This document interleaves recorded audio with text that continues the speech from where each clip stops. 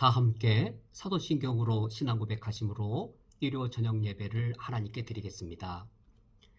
전능하사 천지를 만드신 하나님 아버지를 내가 믿사오며 그 외아들 우리 주 예수 그리스도를 믿사오니 이는 성령으로 잉태하사 동정녀 마리아에게 나시고 본디오 빌라도에게 고난을 받으사 십자가에 못 박혀 죽으시고 장사한 지 사흘 만에 죽은 자 가운데에서 다시 살아나시며 하늘에 오르사 전능하신 하나님 우편에 앉아 계시다가 저리로서 산자와 죽은 자를 심판하러 오시리라.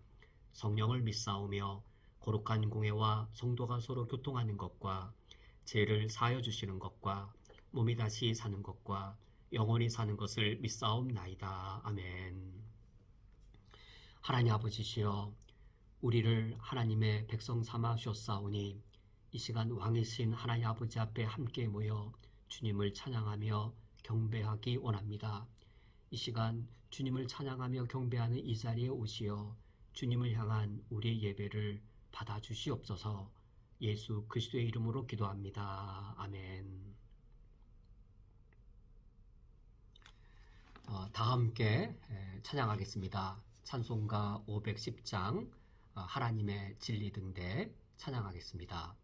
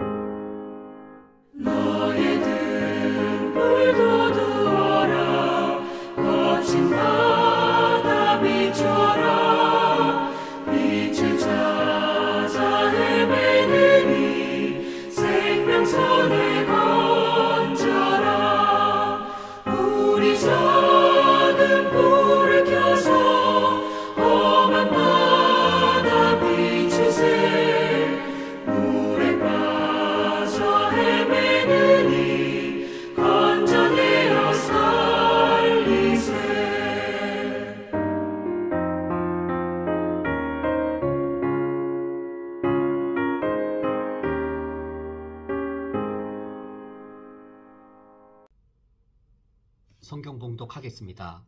오늘 성경 말씀은 신약성경 사도행전 1장 8절 말씀입니다. 오늘 성경 말씀을 제가 봉독해 드리겠습니다. 오직 성령이 너희에게 임하시면 너희가 권능을 받고 예루살렘과 온 유대와 사마리아와 땅끝까지 이르러 내 증인이 되리라 하시니라. 아멘.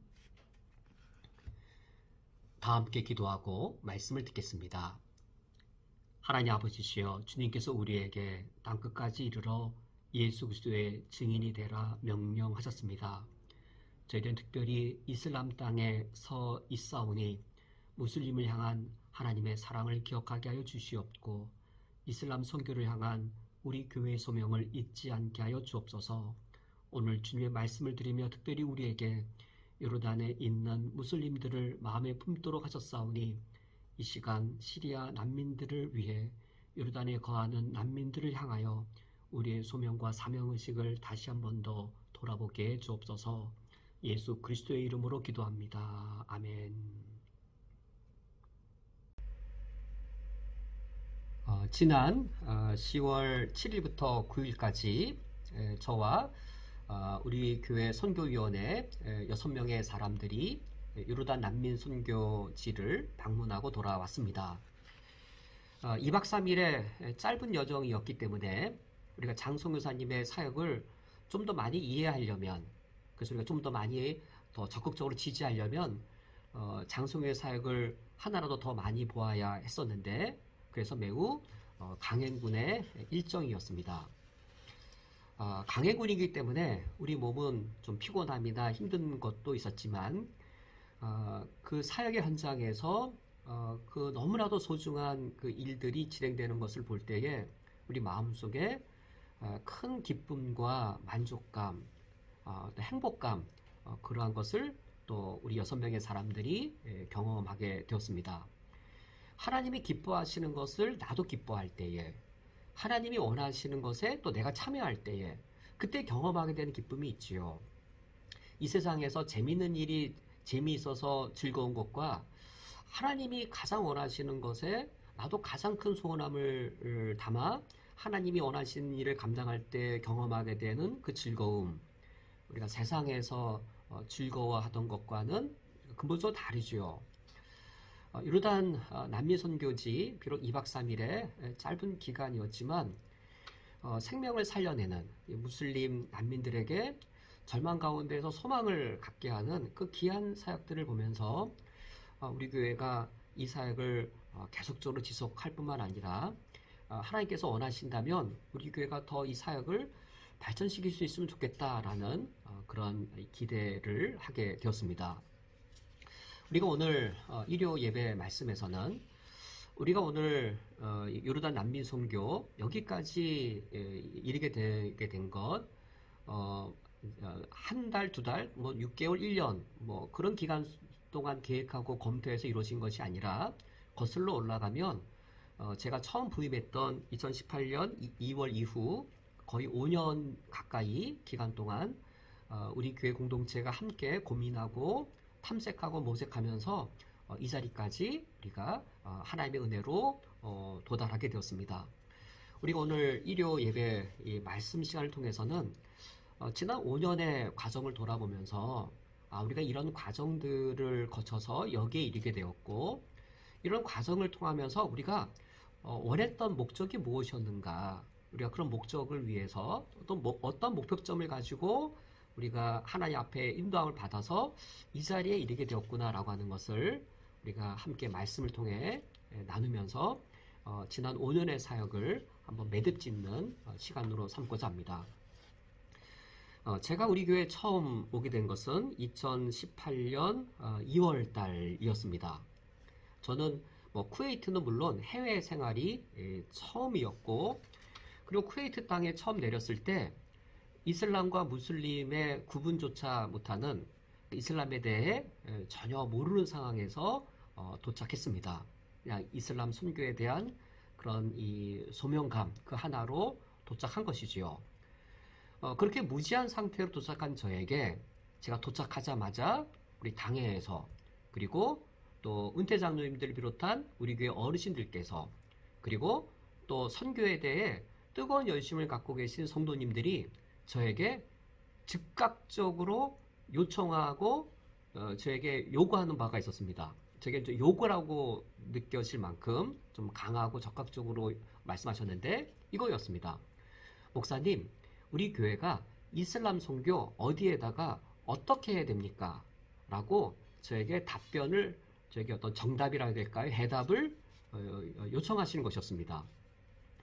아니, 제가 쿠웨이트에 온 지 이제 한 달밖에 안 됐는데 제가 어떻게 우리 교회가 이슬람 선교 이렇게 해야 된다라고 말할 수 있겠는지요? 그래서 제가 그 당시 말씀드렸죠. 저는 지금 이슬람 선교에 대해 알아가야 될 상황입니다. 저야말로 오히려 빨리 하려고 하지 않고 최대한 이슬람부터 알고자 제가 서두르지 않아야 될 것이고, 우리 교회가 해오던 것을 내가 이해하려고 해야지 제가 새로운 사역을 말씀드린 만큼 제가 이슬람에 대해 아는 것도 전혀 없고 저는 오히려 지금 이 시간 이슬람에 대해 알아가야 될 상황입니다라고 말씀을 드렸지만 그런데도 이제 저에게 이제 서둘러서 목사님 우리 교회가 어떻게 이슬람 선교를 어디에 어떻게 해야 됩니까? 라고 어떤 해답에 대한 걸 요청하시면서 목사님이 하자는 대로 우리가 하겠습니다라고 저에게 큰 부담감을 여러 분들이 주셨습니다. 제가 한 달, 두 달 있으면서 왜 이렇게 촉박하게 해답을 요구하시는지를 알게 되었습니다.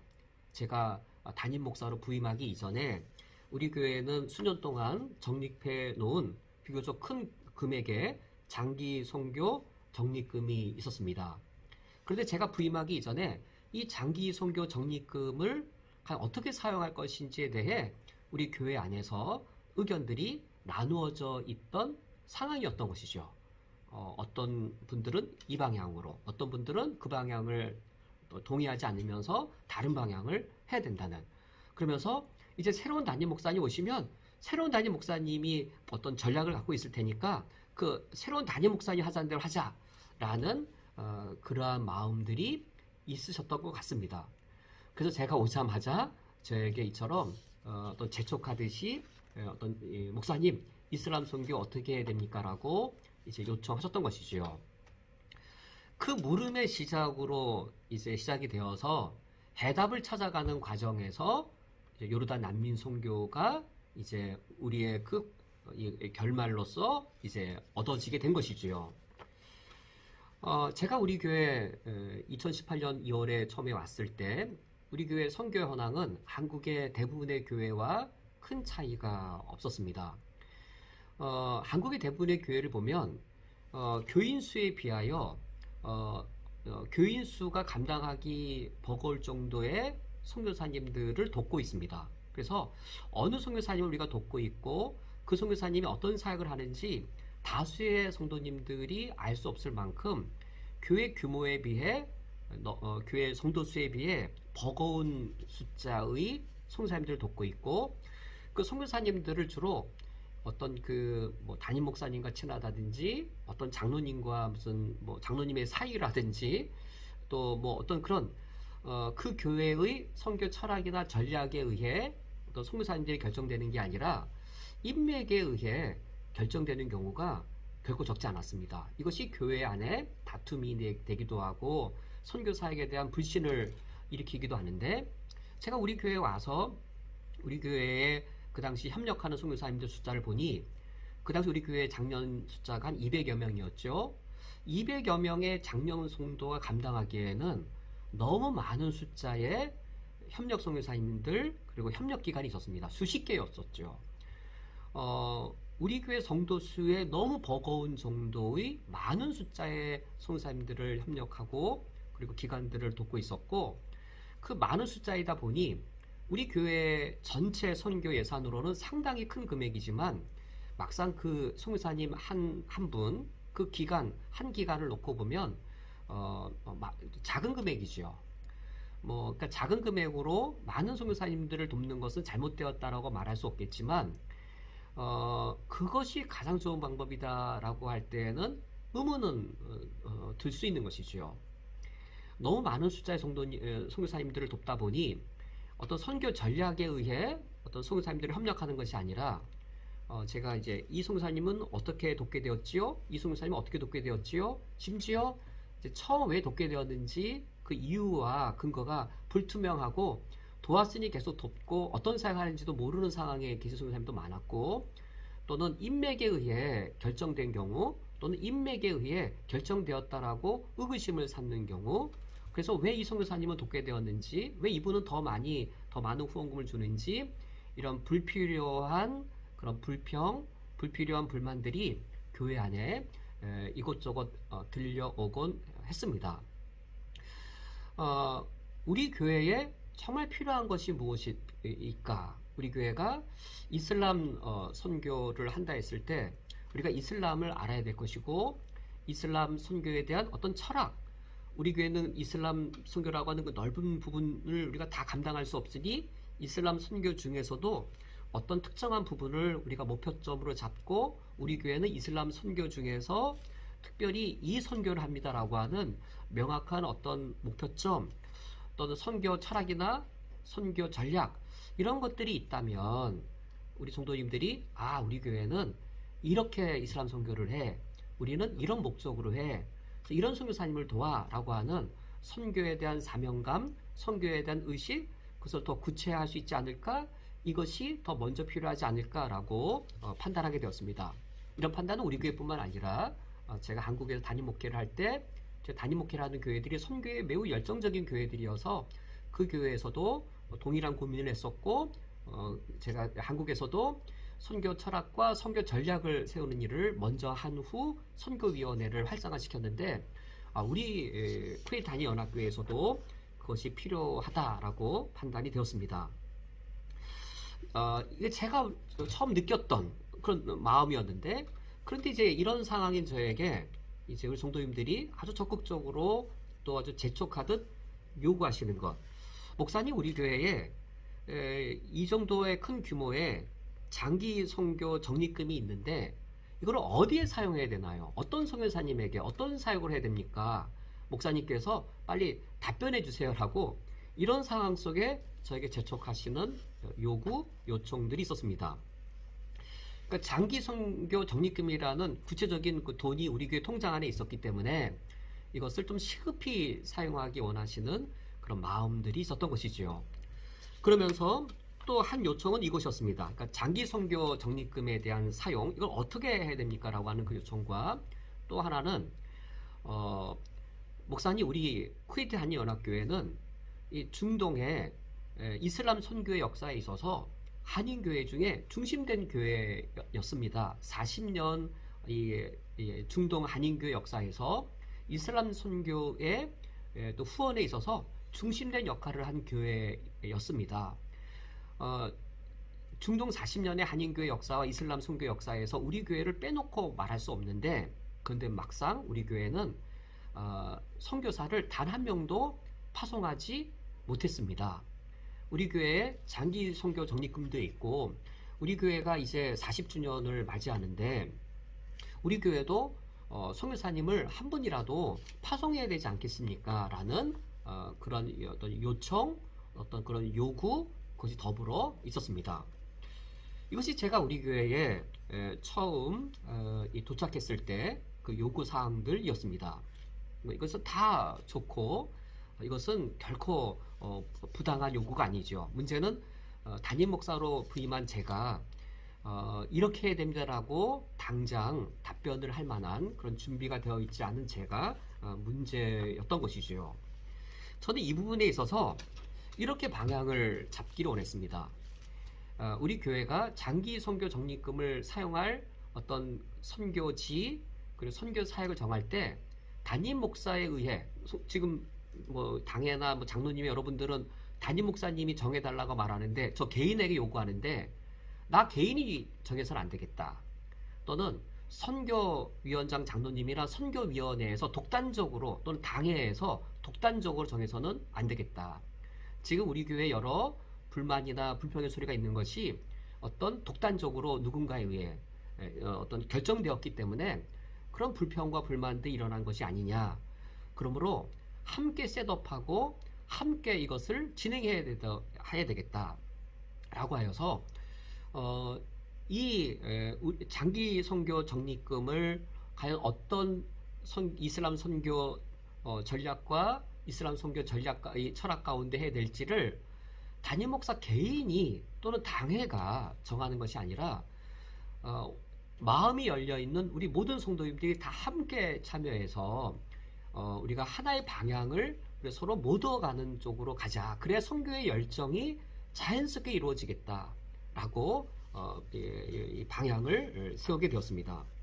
그래서 하게 된 것이 4차에 걸친 선교 컨퍼런스였습니다. 성도님들 잘 기억하실 겁니다. 2018년도부터 2019년까지 2년 동안 4차에 걸친 선교 컨퍼런스를 시행했습니다. 제 2차 때에는 제가 강사가 되어서 제가 한국에서 파송교회 담임 목사로서 이제 중국, 베트남 또는 필리핀 그런 선교지를 다니고 선교 철학을 세우고 선교 전략을 세웠던 그 경험을 비추어서 제1차 선교 컨퍼런스는 제가 강사가 되어 선교란 무엇인지 가장 일반적인 의미로 함께 말씀을 나누었습니다.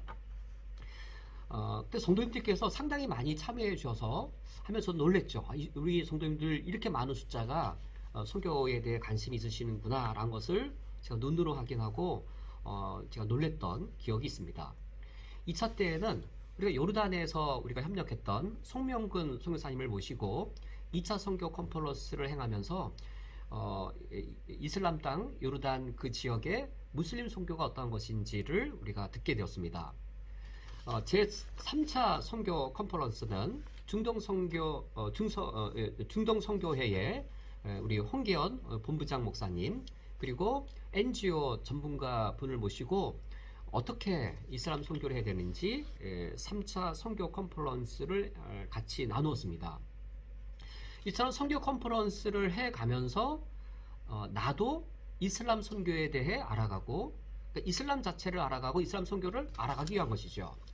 그리고 남아공에 우리가 협력하던 그 선교사님도 함께 오셔서 아주 귀중한 선교에 대한 또 말씀도 함께 나누셨던 기억이 있습니다. 제 4차 마지막 컨퍼런스는 이제 선교학교 형식으로 진행이 되었죠. 제가 한국에 여름휴가를 갔을 때 핀선교회의 유혜서 선교사님을 개인적으로 찾아가 뵈었습니다. 그 당시 유혜서 선교사님은 제가 속한 예장합동교단의 그 총회, 예장합동총회의 이슬람 대책위원회의 어떤 자문위원, 어떤 전문위원으로 사역하고 계셨던 분이었습니다.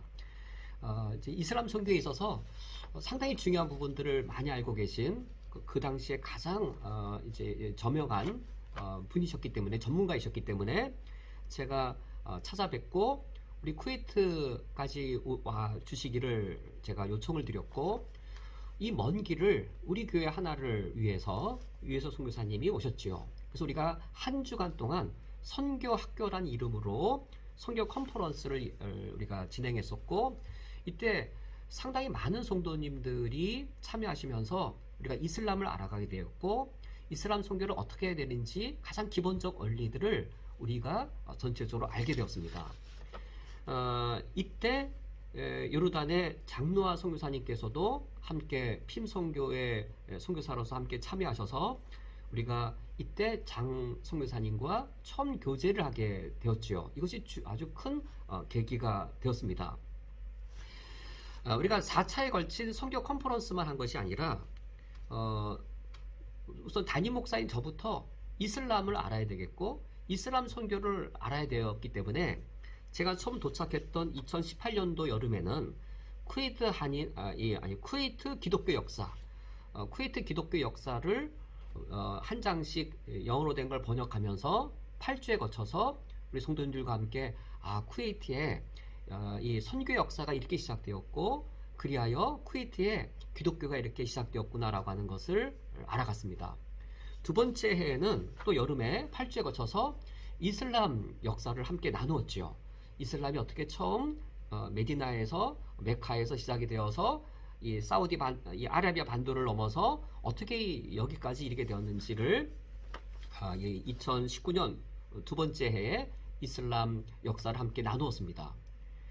2018년과 2019년 이처럼 쿠웨이트 기독교 역사, 이슬람 역사 우리가 두 해에 걸쳐 여름마다 함께 공부하고 나누고 그리고 4차에 걸쳐 2년 동안 이슬람 선교를 위한 선교 컨퍼런스를 행하고 맨 마지막은 일주에 걸친 이 선교 학교를 하면서 그때 자연스럽게 우리 마음속에 이 요르단 난민 선교로 방향이 좁혀졌습니다.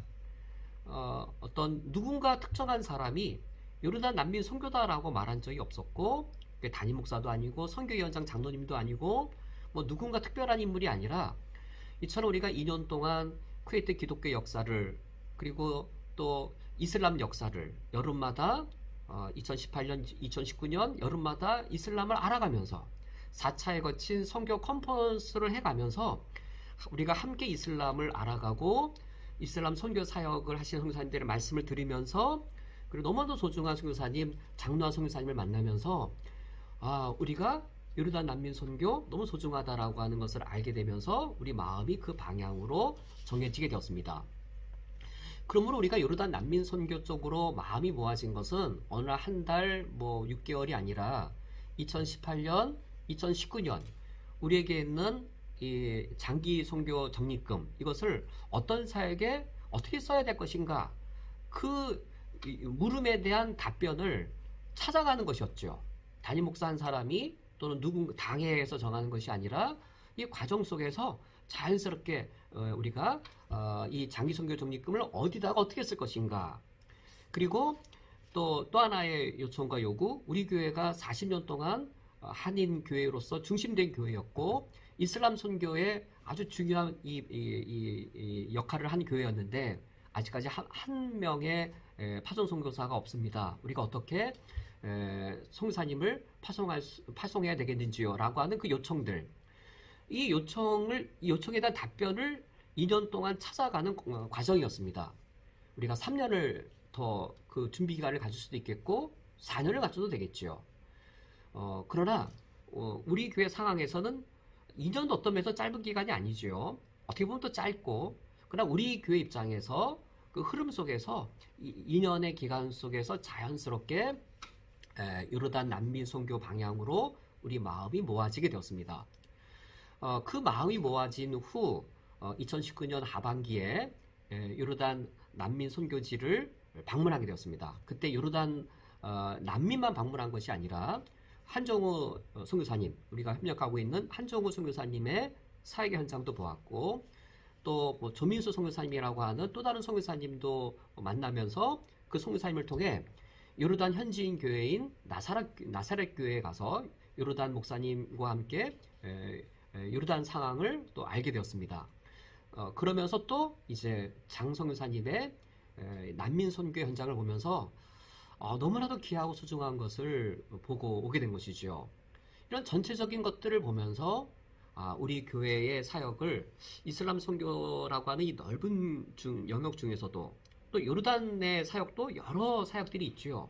요르단의 여러 사역 중에서도 난민 사역 쪽으로 우리가 하나님의 이 사역에 참여하더라도 참 좋겠다라고 하는 것을 이제 우리 이 요르단 난민 선교를 다녀온 후 마음을 갖게 되었습니다. 이때 요르단을 방문한 담임 목사, 선교위원장, 선교기획부장인 이상원 지사님 이 세 사람은 사실상 교회의 대표로서 다녀온 것이죠. 교회 대표로서 그것을 보고 느끼고 돌아오게 되었습니다. 그래서 2020년도가 시작될 때에 2019년 말 2020년도가 시작될 때에 이제 이런 결정이 있었지요. 장기 선교 적립금 중에 최대 10,000 KD 한도 안에서 우리가 요르단 난민 선교를 어떻게 해야 될 것인지 우리가 예산 계획도 세우고 그러니까 사역 계획을 세우고 이 사역에 따른 예산 계획을 세우는 것을 하도록 그런 뜻을 모았고 그리고 그것을 공동회의를 통해 2020년 1월 공동회의를 통해 승인을 받게 되었습니다. 그러면 이것이 우리 교회가 이제 처음으로 요르단 선교를 시작하게 되어지는 그것이었죠. 그런데 장로와 선교사님께로부터 사역 계획을 다 받고 이 사역에 대한 전체 예산을 다 보고받고 그리고 사역에 예산 쓴 것에 대한 영수증까지 다 받는 것은 협력 선교에서는 가능하지 않은 일입니다. 장 선교사님에게 내년 1년 선교사님의 계획은 무엇입니까? 이 1년 계획에 대한 예산은 어떠하지요? 그 예산 쓴 것에 대한 영수증 우리에게 주십시오라고 하는 것은 파송교회가 아니면 그것을 요청할 수도 없고 요청할 권리도 없고 선교사님이 자신의 그런 사역 계획과 예산 계획을 영수증까지 왜 우리에게 보여드릴 이유가 없는 것이죠. 그래서 2020년도에 어떤 프로젝트성으로 시작된 일이긴 하지만 장기 선교 적립금을 10,000 KD 안에서 이제 우리가 난민 선교를 협력한다라고 하는 프로젝트성으로 시작된 것이긴 하지만 그때 우리의 내면 속에서는 두 가지 의도가 함께 있었던 것이죠. 우리 교회의 장기 선교 적립금을 우리가 어떻게 사용해야 될 것인가. 그리고 우리 교회도 장차 파송 교회가 되어야 될 터인데 그다음 어떤 선교사님을 파송해야 될 것인가. 요르단 난민 선교라고 확정은 되어 있지 않지만 우리 마음속에 그런 암묵적인 그런 전제들이 있었고, 그리하여 2020년도부터는 파송교회는 아니지만 파송교회가 하는 그 역할들을 처음 시작하는 것으로 이제 2019년 연말 그것이 이제 매듭지게 되었습니다. 첫 번째 말씀을 맺으면 우리 교회에 제가 처음 부임했을 때 우리 교회 요청 상황은 우리 교회에 있는 이 장기 선교 적립금 어떤 사역에 어떤 선교사님에게 쓰여져야 됩니까? 그리고 우리 교회에 우리 교회 파송교회가 돼야 되는데 그럴 필요성이 있지 않습니까? 라고 하는 제가 부임을 처음 했을 때의 그 요구사항들이 있었고, 2년 동안 우리가 이슬람을 알아가고 이슬람 선교를 알아가고, 그리고 또 선교 컨퍼런스를 통해 우리 교회 공동체가 요르단 난민 선교로 모아지게 되었습니다. 2019년도 말에 우리가 장기 선교 적립금을 1년에 10,000KD 한도 내에서 이슬람 선교 사역을 난민 선교 사역으로 우리 교회 방향을 정하자라고 하는 것이 이제 2년 동안의 어떤 이 어떤 결말이 되었습니다. 2020년 1월 공동의회에서 요르단 난민 선교를 위해 장기 선교 적립금 중 최대 1만 KD를 사용할 수 있도록 승인을 받았습니다. 이제 선교기획부의 어깨가 매우 무거워진 것이지요. 그 당시 장송 유사님께서 시리아 학교, 이라크 학교, 난민 학교 사역을 하고 계셨고, 또 이제 요르단 난민의 그 어려운 가정들, 난민들 중에서도 더더욱 어려운 가정들을 위해 푸드 패키지 사역에 구제 사역을 하고 계셨고, 그 중에 오랜 기간 이 관계를 맺은 분들 중에 예수 그리스도의 복음을 받아들인 기독교로 내면으로 개종한 이 그리스도인들이 있었습니다. 그런 개종한 무슬림들을 위한 제자 양육 사역도 행하던 그런 상황이었습니다. 이제 선교기획부가 장송사님의 이런 사역을 과연 어떻게 어떤 사역으로 협력해야 될 것인지, 그리고 예산은 또 얼마나 필요한 것인지, 우리가 어떻게 장송사님을 도와야 되는지, 이 모든 것들을 이제 책임 맡아서 사역을 감당하게 되었습니다. 그것을 구체적으로 장송사님과 의논해야 될 것이고, 우리는 또 그런 관점에서 다시 요르단 난민 현장을 보아야겠지요. 첫 번째로 방문한 것은 이제 우리가 개괄적으로 한번 본 것이었고, 이제는 특정한 뜻을 가지고 특정한 목적을 가지고 더 많은 논의와, 그리고 또 우리가 궁금한 것들, 또 우리가 원하는 것들 같이 나눌 필요가 있어서 두 번째 요르단 선교지를 방문할 계획을 세웠습니다. 그것이 2020년 2월이었습니다. 제가 우리 교회에 와서 2년 동안 정말 100m 달리기 하듯 숨가쁘게 달려오고 드디어 이제 요르단 난민 선교의 그 시작을 이제 하고자 하는 바로 그 지점이 된 것이지요. 금요주일에 이제 광고가 되었습니다. 이번 주에 이제 담임 목사님과 또 선교위원회에서 요르단 선교지를 방문합니다. 광고가 되었지요. 그런데 금요일인가 토요일인가 갑자기 근심스러운 소식이 하나 들렸습니다. 코로나라고 하는 것이 이제 발생되었다라는 것인데, 이 쿠웨이트와 같은 나라는 갑자기 고학문을 닫을 수 있다. 그러면 요르단에 갔다가 목사님과 장로님, 우리 선교위원들이 못 돌아올 수 있다. 쿠웨이트는 충분히 그러한 일이 가능하다라는 우려였습니다. 그래서 이미 금요일날 광고까지 다 되었고 요르단의 모든 일정들이 다 되어 있었지만 이제 너무 위급한 그런 이 중대한 위험한 상황이어서 요단 방문의 모든 일정을 취소하게 되었습니다. 지금 결과를 보면 그 결정이 정말 잘 된 것이죠. 정말로 그 사이에 정말 쿠웨이트 공항이 닫혔지요. 만약에 요르단 이 선교지 방문을 강행했다면 제가 수개월 동안 저나 모든 일행들이 쿠웨이트로 아주 장기간 못 돌아오는 그런 위기에 빠질 뻔한 일이었습니다. 그러한 어려움은 당하지 못했지만 저에게는 상당히 많은 혼란스러움들 있었습니다.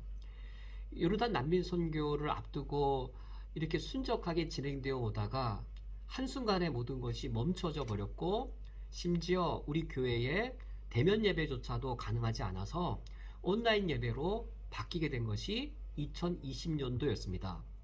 본래 계획대로라면 요르단 난민 선교를 우리가 힘써 또 열정적으로 계획하고 또 도모도 하고 의논도 하고 그래야 될 상황에 모든 것이 멈춰져 버린 것이었죠.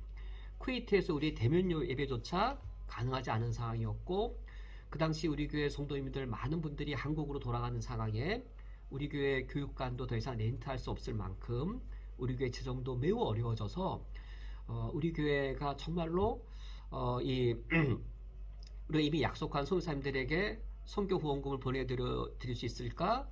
이런 상황에 우리가 난민 선교까지 계획을 했는데 이것이 가능할까? 이런 우려들이 있었던 것이죠.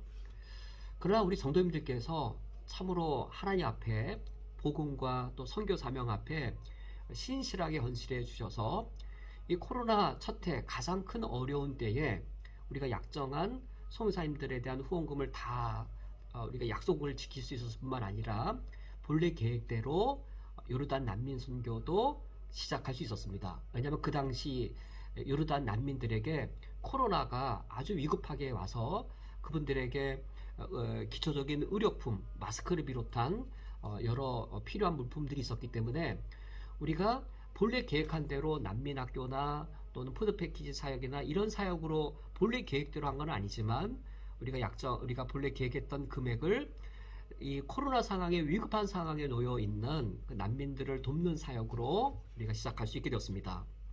이때 요르단 난민 사역을 시작하면서 이때 제 마음에 있는 목적은 이것이었습니다. 우리 교회가 특히 선교기획부가 파송교회의 역할을 경험하게 하는 것이었습니다. 파송교회의 역할을 올바른 역할, 파송교회가 마땅히 해야 할 올바른 역할을 경험하게 하는 것이 제 목적이었습니다. 한편으로는 이런 말씀들이 들렸습니다. 목사님, 우리 교회는 그냥 교회에 불과한데 왜 선교단체의 역할을 우리 교회가 하고자 하시는지요? 이 정도는 선교단체가 하는 것인데 우리 교회가, 개교회가 이 역할까지 해야 하나요? 란 그러한 이제 그런 이 의문들이 저에게 들렸습니다. 그런 의문을 든 분들은 제 의도를 잘 이해하신 것이죠. 잘 경험하신 것이죠. 제가 한국에서 파송교회 담임 목사로 있으면서 너무나도 많은 안타까움을 보았기 때문인데 결코 적지 않은 숫자의 교회가 선교사님들을 파송을 할 뿐입니다. 그 후 그 선교사님이 선교 파송지에서 어떻게 사역하시는지에 대해서는 파송교회로서 마땅한 역할을 하지 않는 것이죠.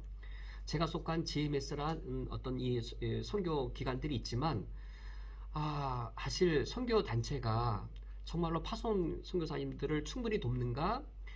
파송 교회이든 또 선교회이든 그곳에서 파송 선교사가 그 역할을 잘 감당할 수 있도록 후원해주고 백업을 해줘야 되는데 실상은 그렇지 않습니다.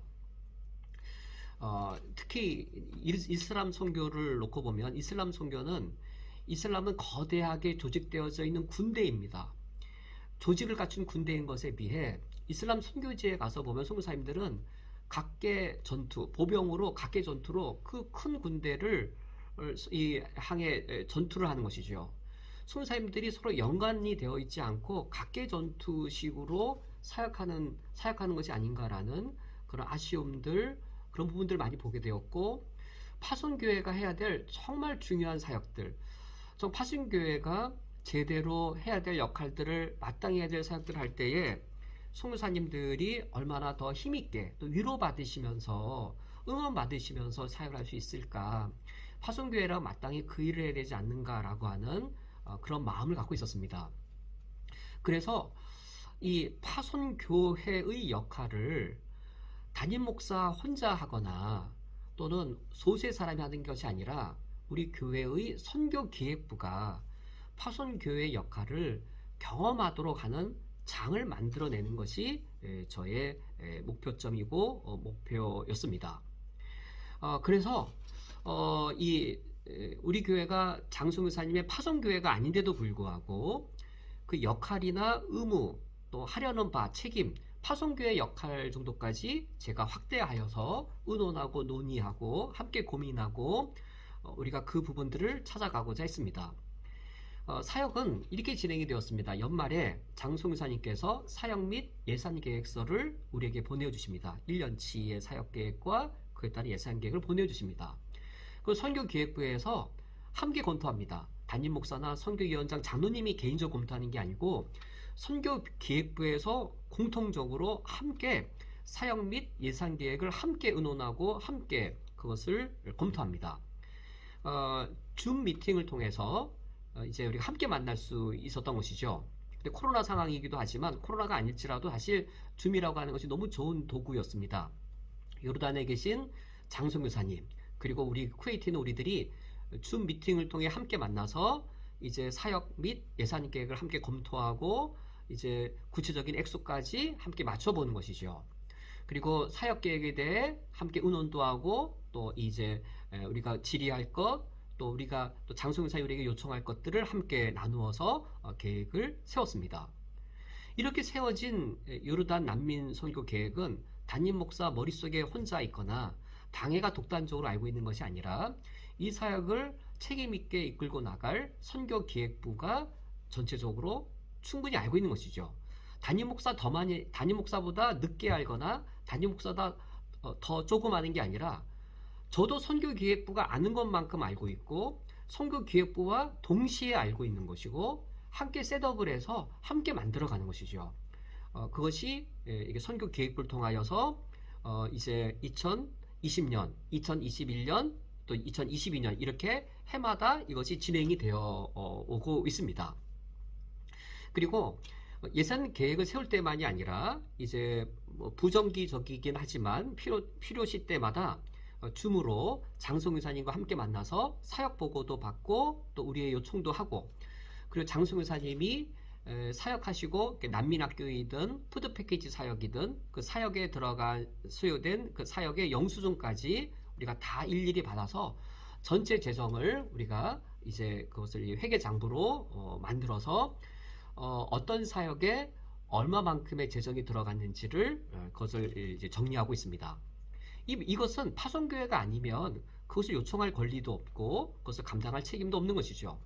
파송교회로서 함께 사역계획을 함께 재정계획을 우리가 살피면서 개입을 하거나 또는 장성교사님을 우리가 통제하거나 그것이 아니고 사역의 현장에 있는 그리고 사역의 가장 전문가이신 장성교사님이 사역을 할 때 우리가 대화의 파트너가 되어주는 것이고 그리고 송교사님이 사역이 잘 안 될 때 오히려 위로를 받아야 되겠죠.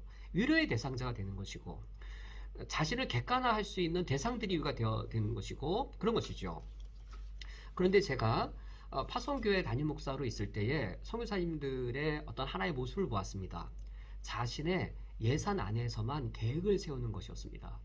자신의 예산 계획 안에서만 꿈을 꾸고 계획을 세우는 것을 보면서 그런 사역이 될 수 없지요. 우리가 난민 사역을 하는 것이 중요한 것이 아니고 이 난민 사역을 통해 난민에게 정말 도움이 되는 게 중요한 것이죠. 우리가 난민 선교를 했다라고 하는 자기 만족이 중요하지 않습니다.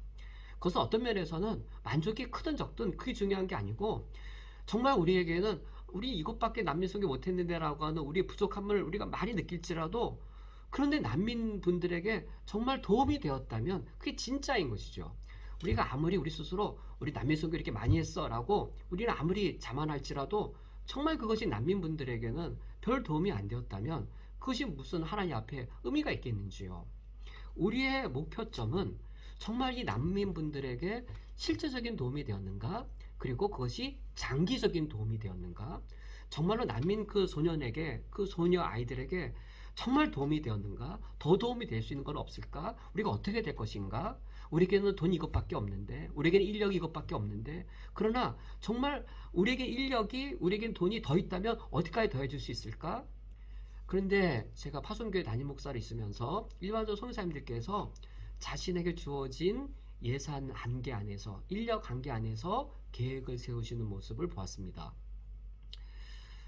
그러나 우리가 꿈을 꾼다라고 하면, 우리가 믿음으로 꿈을 꾼다고 하면, 하나님 아버지를 믿는 믿음으로 꿈을 꾼다라고 하면, 정말 난민들에게 도움이 된다라, 어디까지가 돼야 도움이 된다고 하면, 우리 예산에, 우리 인력의 한계를 넘어선 것을 계획을 세워 꿈을 꿔야 되지 않을까? 이런 부담감은 파송교회가 아니면 선교사님에게 이런 요구를 할 수 없는 것이죠. 파송교회가 아니면서도 장성사님에게 이런 요구를 지속적으로 하였고 이런 요청을 했습니다. 마다바에 난민이 모두 몇 명이 살고 있습니까? 마다바에 청소년은 몇 명이고 노인은 몇 명입니까? 전체를 살펴보게 요청을 드렸고, 그 마다바에 학교가 몇 개가 필요할까요? 약국은 몇 개가 필요할까요? 전체를 바라볼 때 그때 거기서 이게 꿈이 가능한 것이죠.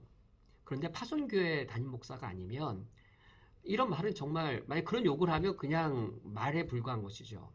파송교회 담임 목사여야 이런 요청을 하고 요구를 할 수 있는데, 파송교회 담임 목사가 아니면서도 그런 요청을 하고 마치 파송교회 목사처럼 송사님께 같이 꿈을 꾸자라고 교제하면서 말씀을 나누었습니다. 파송교회의 큰 역할 중에 하나가 바로 그것이지요. A란 선교사님 그리고 B란 선교사님 각자 개인의 그 예산만으로는 큰 사역을 할 수가 없습니다. 근데 만약 A란 선교사님과 B란 선교사님이 서로 다른 사역을 하고 있지만 선교 철학과 선교 목적이 같다면 두 분이 연합할 수가 있죠. 왜냐하면 선교 철학과 선교 목적과 선교 전략이 같기 때문에. 그러나 선교 이 사역 내용은 다릅니다. 선교 대상은 다를 수 있습니다. 이를테면 뭐 어린이를 대상으로 하거나 A라는 선교사님은 어린이 대상을 하거나 B라는 선교사님은 뭐 어른을 대상으로 하거나, 그런 동일한 선교 철학과 동일한 선교 목적을 가지고 사역하시는 이 두 분이 만나면 어린이와 어른, 부모와 자녀를 함께 도울 수 있는 그 큰 것이 가능한 것이지요. 이제 큰 그림을 그려서 이처럼 선교사님들이 같이 네트워크를 이루고 같이 협력 사역을 하고 팀으로 이끌고 가고자 한다면 그런 사역을 자신의 역량을 넘어선 걸 계획을 세우는 것을 파송교회가 허용해주고 허락해주고 오히려 자극을 주고 이끌어내지 아니하면 사실 개별 선교사님이 스스로 자신의 예산을 넘어선 것을 막 그렇게 나랑 같이 함께 하자라고 사역을 하자라고 할 만한 용기를 내시는 것은 거의 가능하지 않은 일인 것이죠. 장 선교사님에게 더 큰 시야로 마다바를 보고 정말 난민에게 정말 도움이 될 수 있는 사역이 무엇인지 설계할 것을 말씀드리고 그것을 함께 꿈을 꾸자라고 말씀을 나누었습니다. 그리고 선교사님에게 가장 시급한 문제는 이제 비자 문제입니다. 특히 요르단에서도 그러한데, 파송교회의 중요한 역할은 그곳에 안정적으로 거주부터 해야 사역이 가능한 것이죠. 이를테면 윤상원 목사인 제가 NECK로부터 비자 발급을 받고 있기 때문에 제가 여기서 사역을 할 수 있습니다. 만약에 제가 CBRID를 받지 못한다면 제가 3개월에 한 번씩 비자 여행을 다녀와야 될 터인데, 그러면 우리 사역이 얼마나 불안하겠는지요. 동일합니다. 우리 성도님들께서 담임 목사가 CBRI 받는 것을 필요성 중에 첫 번째로 여기시는 것처럼 우리가 협력 선교로 멈추는 게 아니라 우리가 파송교회 역할을, 정말 선교사님의 파송교회 역할이 필요합니다. 하려면 그것 하고자 하면 비자 문제 해결이 요구되는 것이지요. 줌 미팅을 하면서 이제 장성사님의 비자 문제를 끌어내고 비자 문제에 대해 같이 고민하고 그 해결의 길을 모색했습니다. 파송교회가 아닌데도 그런 파송교회가 해야 될 고민을 파송교회가 되기 전부터 고민케 하고 그 해결을 해보게 하는 것, 이게 저의 의도였습니다. 파송교회가 아닌데 왜 선교기획부에서 그 일을 하는가? 마침 제 친구가 미국에 사업가가 있는데 요르단에 이제 연락사무소를 세우면 장성사님의 비자가 해결된다는 것을 알게 되고 그것을 추진했습니다. 그러나 잘 되지 않았습니다. 아직까지 시간이 많이 지체되고 있습니다. 선교기획부에서 장송교사님의 사역을 지금 돕고 지원하고 있는 걸 보면 파송교회가 하는 것 그대로입니다.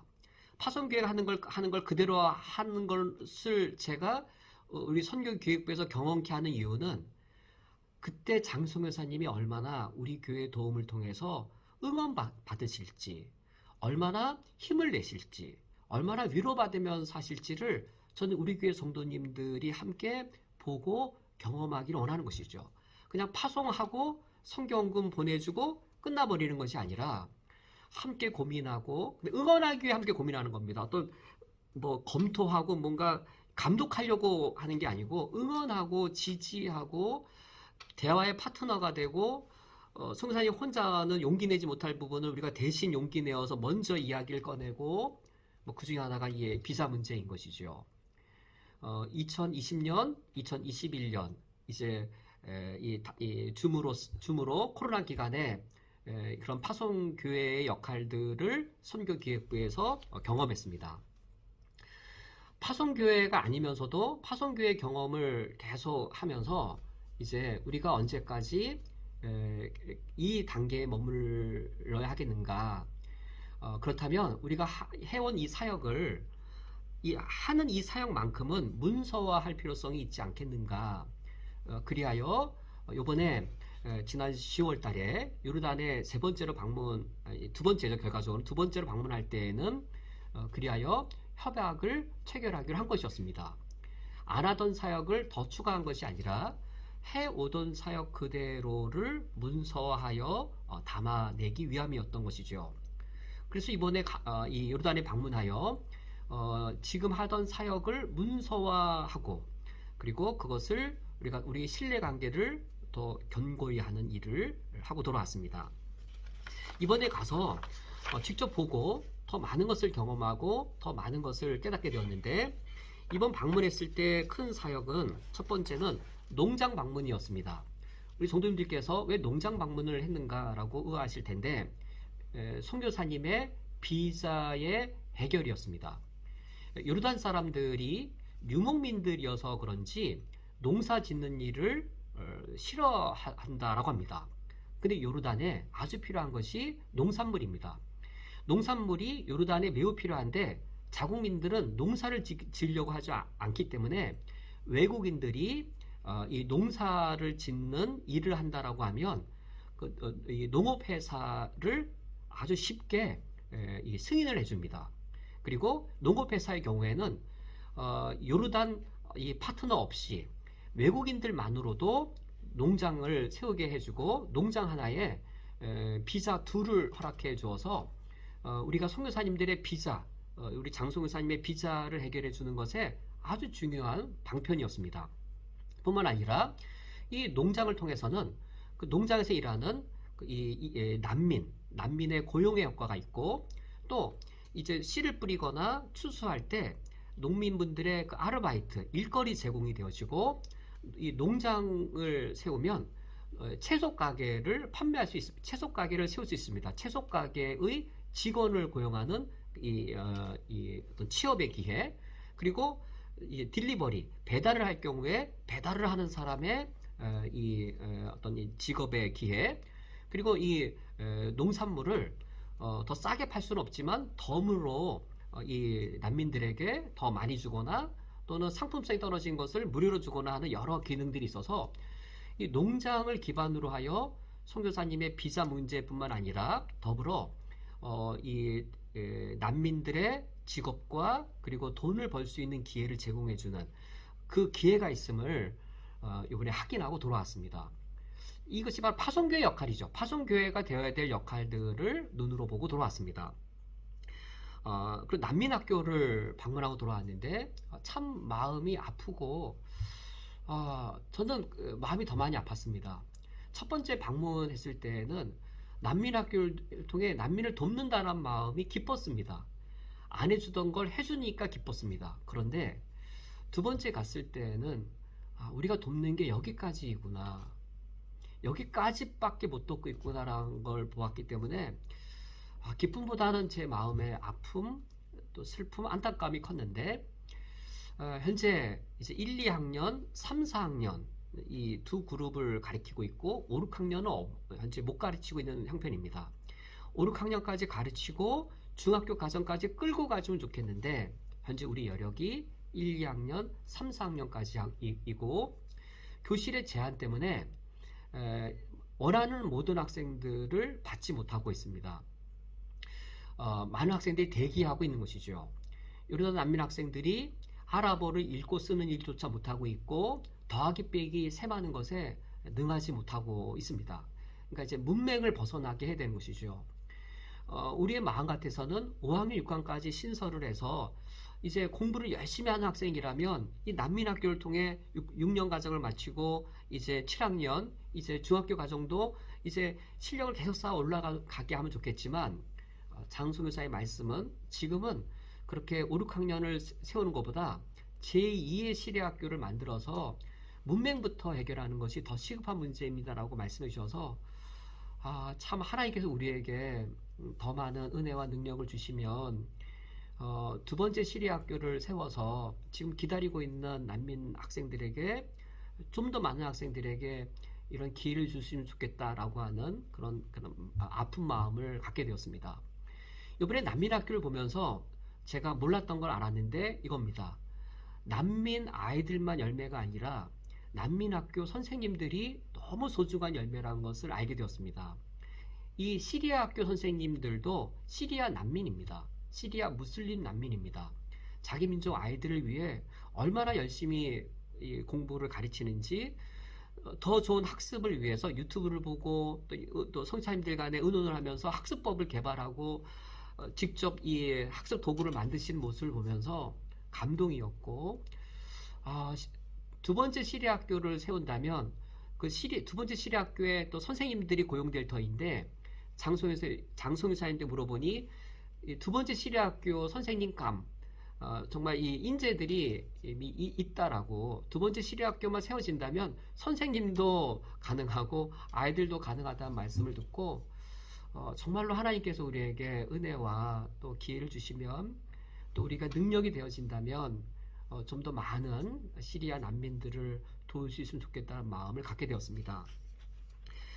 또 세 번째로 시리아 난민 가정들을 방문하였는데 그 마음은 제가 말로 다 표현할 수 없지요.